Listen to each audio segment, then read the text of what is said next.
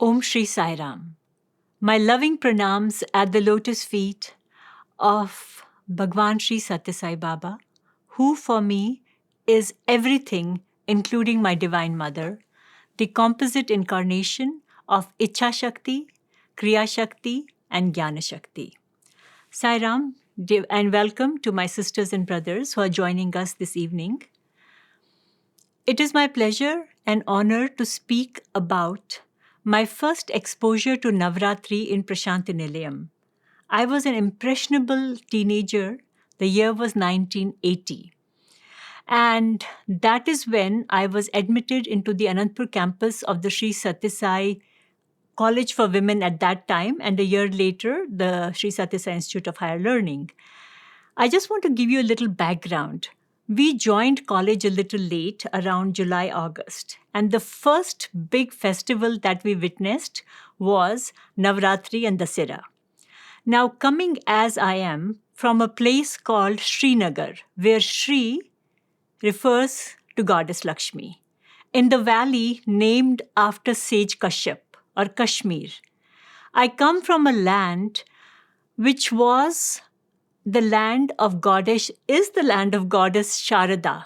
The Sharada Mahapitham is located just 10 kilometers off the line of actual control in the Neelam Valley across the border. And as a child who grew up in Srinagar, I remember throughout my childhood on every Ashtami, which is Durga Ashtami, is supposed to be the birthday of goddess Durga. So every month, Kashmiri Pandits observed the Ashtami as her birthday. And as a family, we would fast and also visit the historic and famous temple called the Kheer Bhavani Temple outside Srinagar. In that temple as a little girl, I don't know how many times I have prayed for, I have no idea what. I guess a closeness to God. I might have prayed for good marks and stuff like that, but generally to develop love for God and to get to know the goddess better. And I remember once my family performed a big yagna in that temple and we stayed overnight. And at that time, I was quite young, maybe 8-9 years old. I was mopping the pathway around the temple. That was my seva. I guess, in my DNA, I had seva dal. So I started rather early and I started mopping the temple floor like anything. That is the white marble that devotees would walk to circumambulate around the natural spring, the spring of natural water in the middle of which the Kheer Bhavani temple is located. Fast forward to being an impressionable teenager, a fresher in Bhagwan's college. And the first festival I see is a Vedic extravaganza in the Purna Chandra Auditorium. I had never seen anything quite like it. The absolute adherence to Vedic grammar, the purity and sincerity and the discipline with which Navratri was celebrated here was mind-boggling for my little self. And the kind of sounds we were exposed to, I had never heard that kind of Vedic chanting before, nor the kind of bhajans. All of a sudden, our ears met with Veda chanting, bhajans, conjas playing, nadaswaram, instruments, and this resplendent fire in the presence of the Veda Purusha himself. Every time Bhagawan appeared on the stage, it was like we were in heaven. It was very hard to comprehend and absorb it all. It was just glorious. All I could think as a little girl, as a young lady, was that this is what heaven must look like. This is what it must be like with the Gandharvas playing, whatever I had read in an Amar Chitra Katha, and the Lord sitting there and receiving all the prayers. There were many differences in the Navratri of that time and now, and I will come to them. But the one point I want to make is that had I not experienced the living form of God and looked into the eyes of the goddess herself in the form of Bhagavan Sri Sathya Sai Baba, my faith in God would never have been as strong as it is today, because I would never have a proof of concept of all the prayers I chanted in the Kheer Bhavani temple, of all the pradakshinas I did, Were they for real? Or was I imagining? Was there a stone there that was listening to me? All of a sudden, in that Purnachandra auditorium, when the fire lit up and the Vedic prayers came on, I knew somebody had heard me and someone was responding to all my prayers with intensity. Now, the Navarathri of those days, it was the same Purnachandra auditorium. It was the same Vedic Pandits who came, but there were some major differences. For example, from 1980 to 1986, possibly barring 1 year, I have attended all Navaratris as a student here. But at that time, all of us did not know Vedam the way everyone knows now. Most of the chantings were delivered or rendered by the Vedic Pandits that Bhagawan had invited. We didn't have the general crowd and the cute little voices of the small primary school children and Ishwaramba school children chiming in at that time. The second thing is, Bhagwan's residence was in the mandir, in Prasanthi Nilayam. And the entire darshan ground was filled with golden sands. There was no Kulwant hall. There was no Yajur Mandir, neither of the two buildings, block A and B of Yajur Mandir. So Bhagwan would come from the veranda of the mandir, walk across the sands, cross into what is now the Yajur Mandir compound, which was also filled with golden sands, and enter the Purnachandra auditorium and appear on the stage. Now, there was a huge bonus in this because the PC auditorium used to be packed with people. But all the other devotees could also sit in the darshan ground because when Bhagwan emerged from the interview room, they could have darshan. And as Bhagwan walked towards the Yajur Mandir, what is now known as the Yajur Mandir compound, there was a lineup of devotees on either sides of his path. There would be a beautiful floral rangoli across the entire stretch for Bhagwan's path. And on either sides, devotees would be lined up, and at the most, we'd have 2 lines. So if I was on a duty somewhere in the canteen and I couldn't find my way into the Purnachandra, I had a great chance. I could run around and find myself a spot along Bhagwan's path and have a very good close darshan. And when Bhagwan came into that auditorium, the atmosphere just became electric. I don't know what happened. The same prayers became so much more meaningful. The same music was touching your heart even more intensely. And I think that was my first introduction to the glory of Navratri in Prasanthi.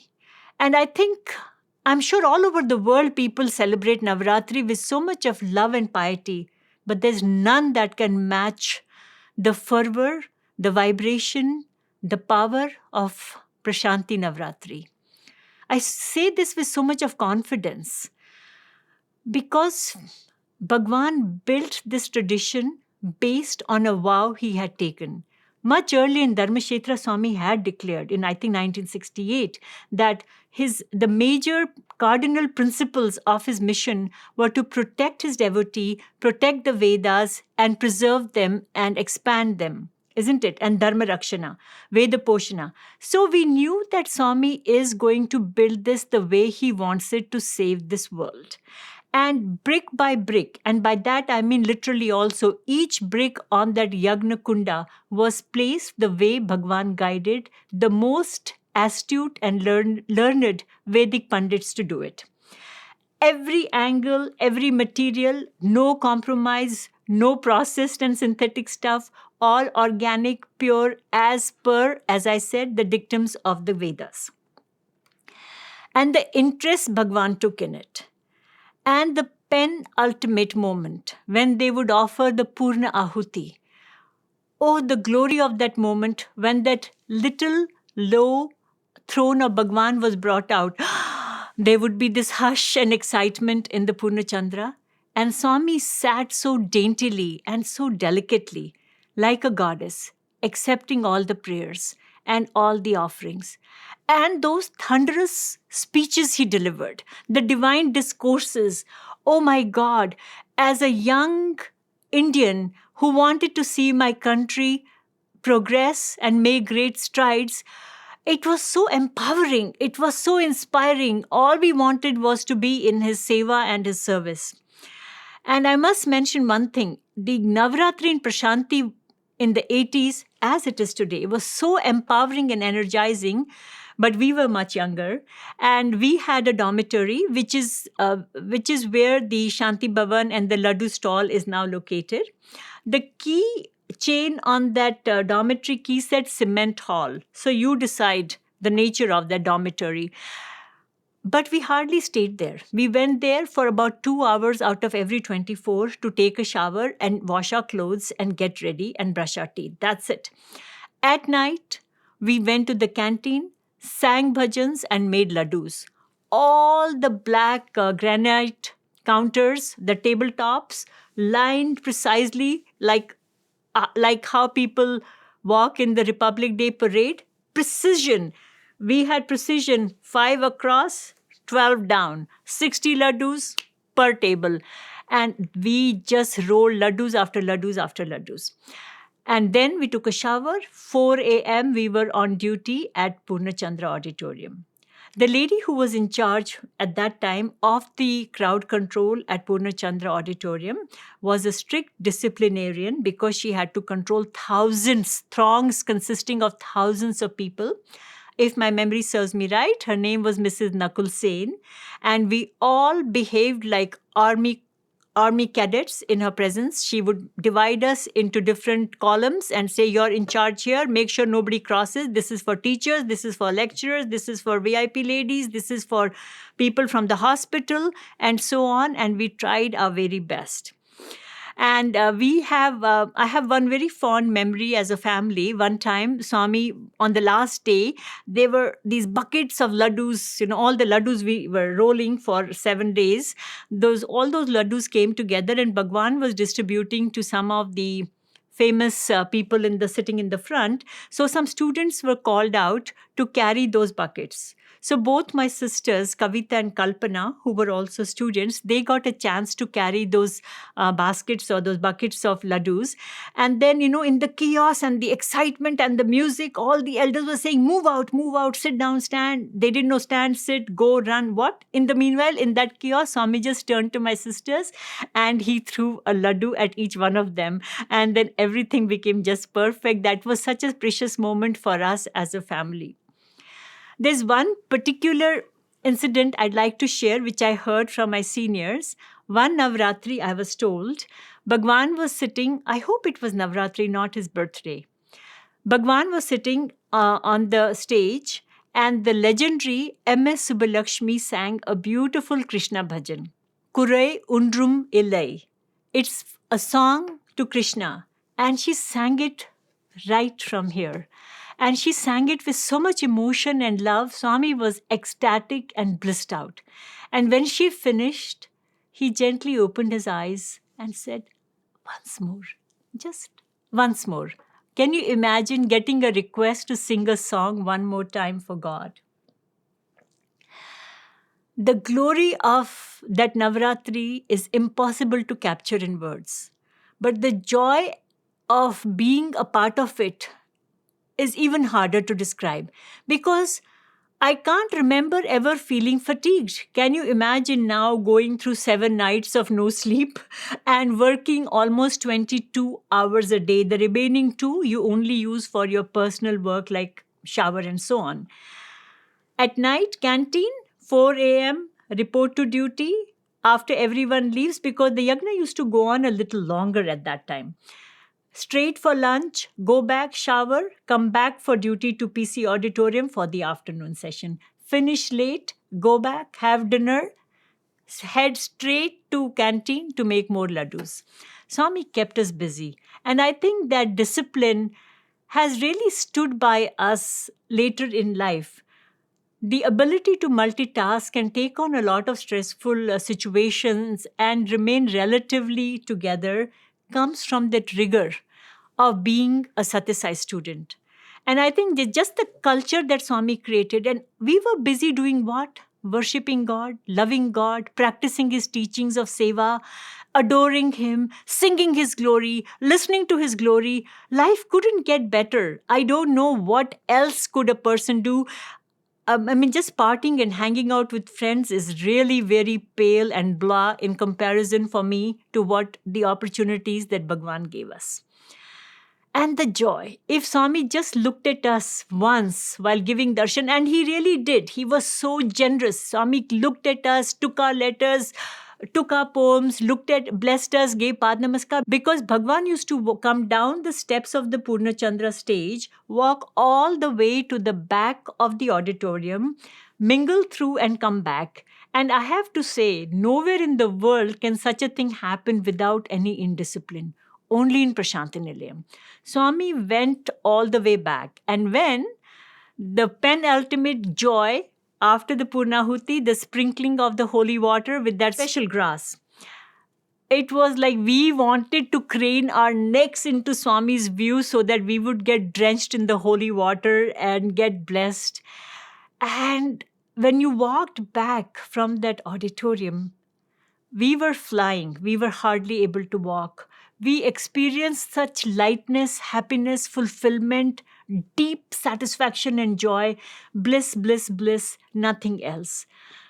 Navarathri in Prasanthi was a glorious festival. But if you expect me to say that I feel very nostalgic about it and I miss those days, actually, yes and no. Because I think a place where such Navaratri has been celebrated for decades. I'm here talking to you 43 years later. And now that I'm so fortunate and blessed to live in Prasanthi Nilayam. Last 14 years, I have attended the Navaratri here. And each Navaratri has the same magic that it had when Bhagwan was moving around us. The only difference is, yes, when that little throne comes out on the day of the Purnahuti, my heart tugs and how I wish Bhagwan would just part the curtains and walk in.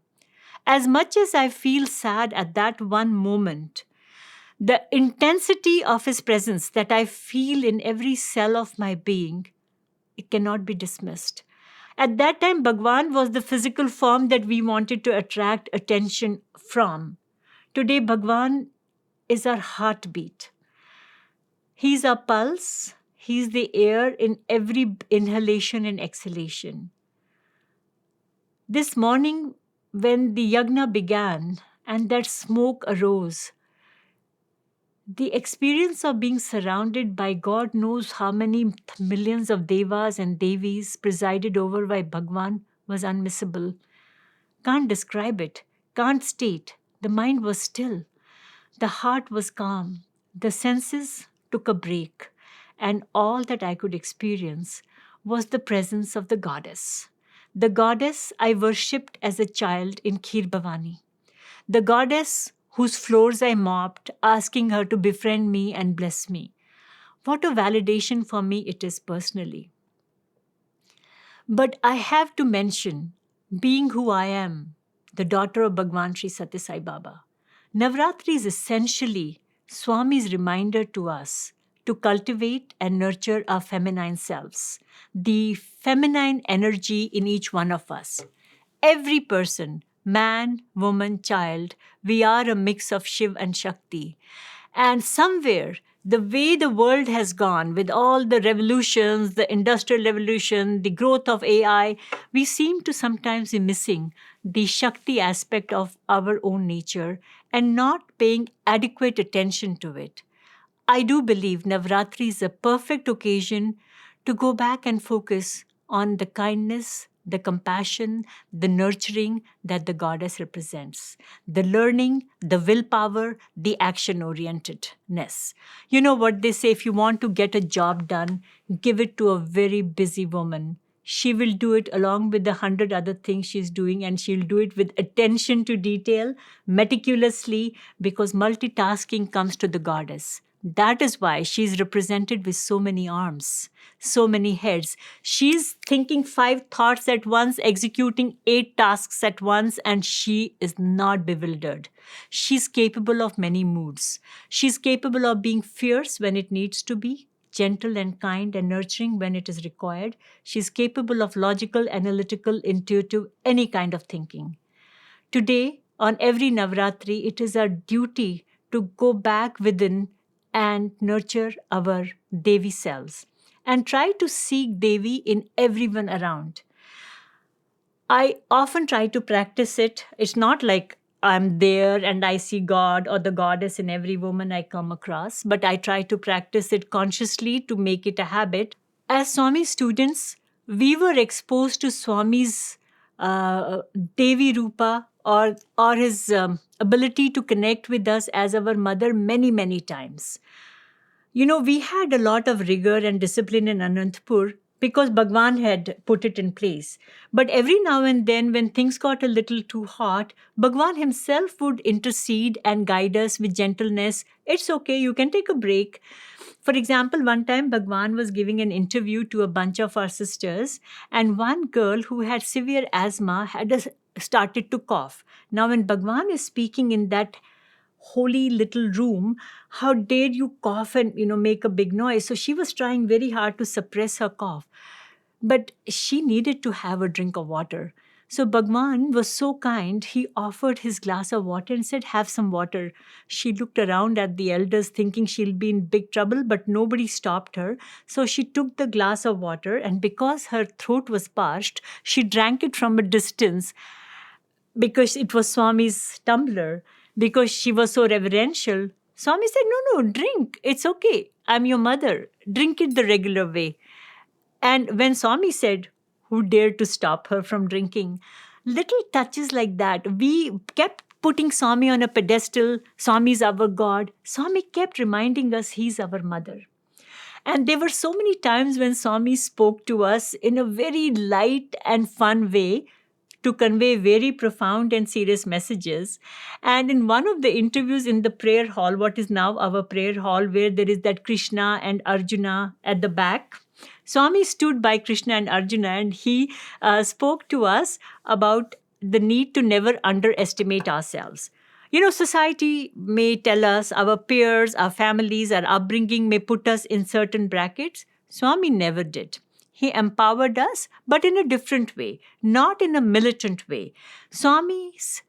My understanding of Bhagwan's version of feminism is one that emerges from your confidence in yourself as a divine being.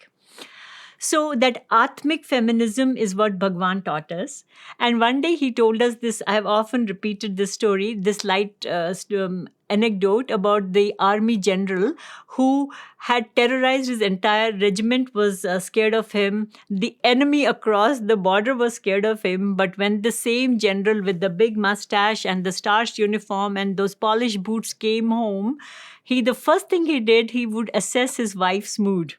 And God forbid, if she wasn't in a good mood, the general would now start to get nervous and unnerved. And he would wonder, oh my God, what did I forget? Did I forget her birthday? Is it our anniversary today? So all this kind of jokes that Swami told us all the time. And he said, don't underestimate your power, but don't misuse it. And one of the Devi tattvas that Swami always insisted upon was to dress with grace, dress to celebrate your femininity without being outrageous. He said dress to promote humility, not vanity. So in an age where media tells us what is right, what is wrong, what is in, what is out, what will look cool, there is a golden mean that Bhagwan has laid out. We are all free to celebrate our divinity, our femininity, within the boundaries of good taste and humility. This is something, I guess, at my age, it is very easy to imbibe, but for younger people to come to their own dress sense and its boundaries is something that has to come from within, and it will only come when we recognize the fact that we are not just anybody walking on the street. We are daughters of Bhagawan Sri Sathya Sai Baba. We are goddesses. How would a goddess dress? What thoughts would a goddess have? What actions would a goddess perform? Would she use language which is very irreverent? I think not.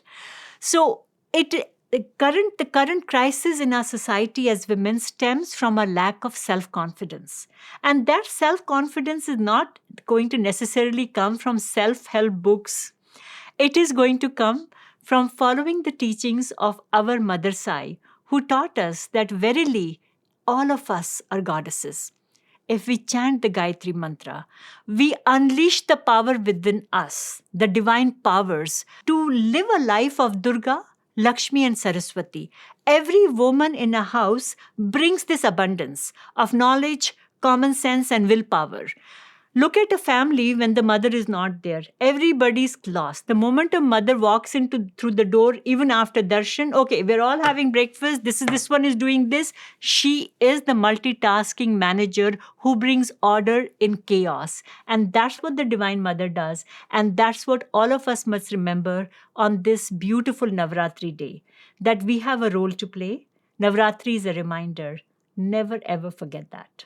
For me, Bhagawan is the greatest feminist on earth. He democratized access to the deepest knowledge. Very beautiful knowledge that was held within select groups. For example, Gayatri Mantra, the mother of all mantras, was restricted to brahmacharis and Brahmins who went through Yagnopavitam. And what did Bhagawan do? I remember again in early 1980s, if my guess is right, this was around 1982. Bhagawan performed a mass Yagnopavitam in the Purnachandra auditorium, and he initiated all the young men who were having the Yagnopavitam performed. But he asked all of us to chant Gayatri, and he said, "You know what? Who is Gayatri Mata? She herself is a feminine form. Everyone should chant Gayatri. There are no restrictions of gender, caste, color, country, nothing." He removed all barriers. And then Bhagavan went on to say the power of the Gayatri is so potent. But some of you may hide behind the excuse, I don't have time. If that is your excuse, Bhagavan said you have time for a shower. While bathing, if you chant Gayatri Mantra, it becomes Abhishekam. This is the temple of God, and within this temple is a divine Atma. When you pour the water and chant Gayatri, you're performing a beautiful religious ritual, spiritual ritual, if I stand corrected. Again, Vedas, I told you, when I was a student, Vedam was chanted by all these pandits who came from major Veda Pathshalas in Rajamandri and interior Andhra Pradesh. And Swami Karunyananda ji used to be there. He was leading that whole procession of many people wearing ochre robes. Bhagwan threw the Vedas open to all of us, democratized it completely, universal access, like the world. He actually is the World Wide Web, right? He took the Vedam from the hands of a limited few and unleashed it on whole of humanity. That is why in Prasanthi Nilayam you can see Japanese people, men, women, boys, girls, European, Croatians, everybody chanting Vedam. I think that is something that is associated with Navaratri, and that is why now when you sit in that Purnachandra auditorium and Vedam begins, you can hear the Vedam coming from the Vedic Pandits, from the Veda group amongst the student body, from the entire general population consisting of multiple nationalities, both genders, and my personal favorite, the cute little voices of our school children who chant at a different pitch. It is so cute to hear a mix of so many strains, but same words, same power. And then there's the conch, there is the nadaswaram, there is the bhajan going on, and the sights and the sounds to behold. Again, we feel we are surrounded by Gandharvas, by angels, and the Veda Purusha himself is pulsating through that entire beautiful gathering, and the vibrations emanating from Prasanthi Nilayam are expanding and expanding. So many scientific experiments have been done to prove that the energy coming from inside the ashram, it has a huge radius. It keeps expanding. And for decades, Bhagavan has promoted it, and I feel so honored to witness that even today, there is not a 1% deviation from anything. Everything is as Bhagavan started. It is further improved, more glorious, grander, richer, because more voices and more people are chanting together. So if anything, my favorite line, as always, Prasanthi Nilayam was, is, and will remain the spiritual capital of the universe.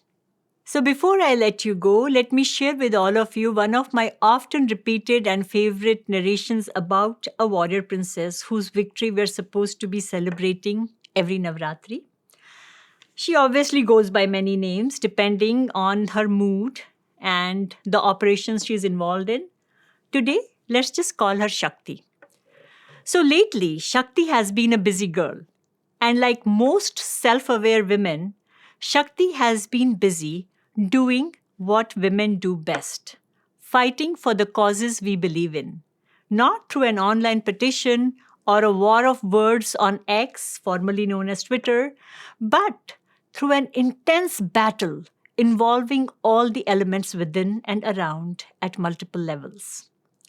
Here's Shakti's work log from Navaratri.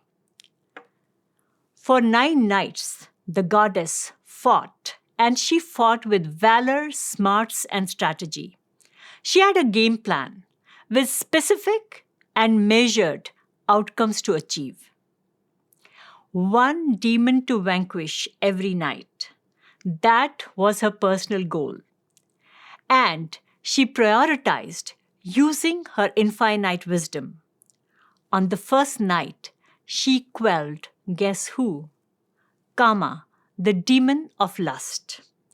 On the second, she decided it was time to extinguish Krodha, the demon of anger.